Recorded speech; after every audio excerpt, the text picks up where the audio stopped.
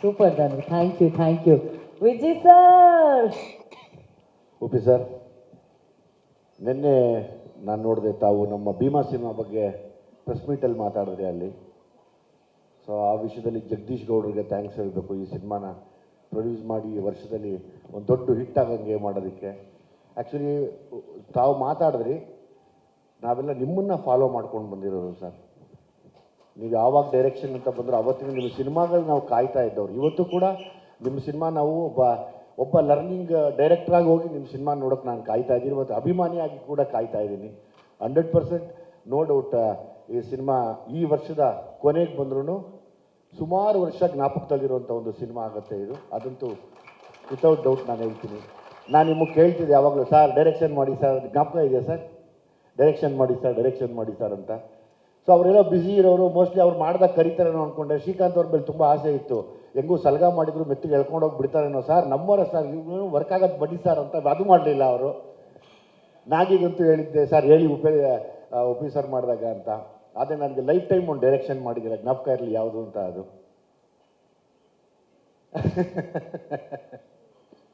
So ನಿಮ್ಮ direction ಸದಾ ಇರ್ತೀನಿ ನಾನು ಆ ವಿಷಯದಲ್ಲಿ. ಹಂಗಾಗಿ ಬರುವಂಥ ಯಾರೇ ನಿರ್ದೇಶಕರಾಗಲಿ, ನೀವೊಂದು, ನಾನು ಅವತ್ತೇ ಹೇಳಿದ್ದೆ, ಇವರ godfather to the Kannada industry as a director ಅಂತ. ನಾವೆಲ್ಲ ಬಂದರೆ ನಿಮ್ಮ ಶಿಷ್ಯರಾಗಿ ನಿಮ್ಮ ದಾರಿನ ಹುಡ್ಕೊಂಡು ಬಂದಂಥವ್ರು. ಸೊ ಹಂಗಾಗಿ ಯಾವತ್ತಿದ್ರು ನಿಮ್ಮ ಡೈರೆಕ್ಷನ್ಗೆ ನಾವು ಕೂಡ ಒಬ್ಬ ಅಭಿಮಾನಿಯಾಗಿ ಕಾಯ್ತಾ ಇರ್ತೀನಿ. ಒಳ್ಳೇದಾಗಲಿ, ಒಳ್ಳೇದಾಗತ್ತೆ ಕೂಡ. Lahari sir, Venu sir, Srikanth sir, Shivanna ಯಾವಾಗಲೂ ಒಂದು ಫಂಕ್ಷನಲ್ಲಿ ಹೇಳಿದರು, ಶ್ರೀಕಾಂತ್ ಬಿಡಮ್ಮ ಚೆನ್ನಾಗಿ ಗೊತ್ತು, ಏನೂ ಇಲ್ಲಾಂದರೆ ಹೋಗೋದಿಲ್ಲ, ಏನೋ ಇದ್ದರೆ ಮಾತ್ರ ಹೋಗೋದು ಅಂತ.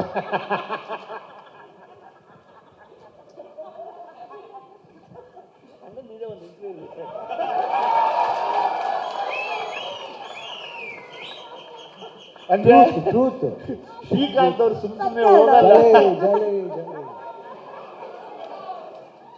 ಶ್ರೀಕಾಂತ್ ಇದ್ದಾರೆ ಅಂದರೆ ಏನೋ ಒಂದು ಬೇರೆ ಲೆಕ್ಕಾಚಾರನೇ ಆಗುತ್ತೆ, ಒಳ್ಳೇದಾಗತ್ತೆ ಕೂಡ.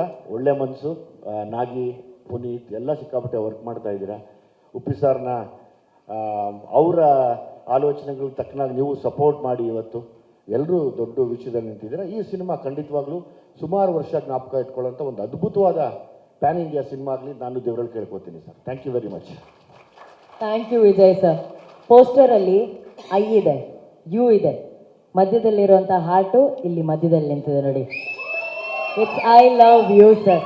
ಇವತ್ತು ನಾವು ಯು ಐ ಬಗ್ಗೆ ಏನು ಅರ್ಥ ಮಾಡ್ಕೊಂಡ್ವಿ ಇದೆ ಸರ್. I love you. ಅಣ್ಣ ನಿಮ್ಮ ಮಾತಣ್ಣ.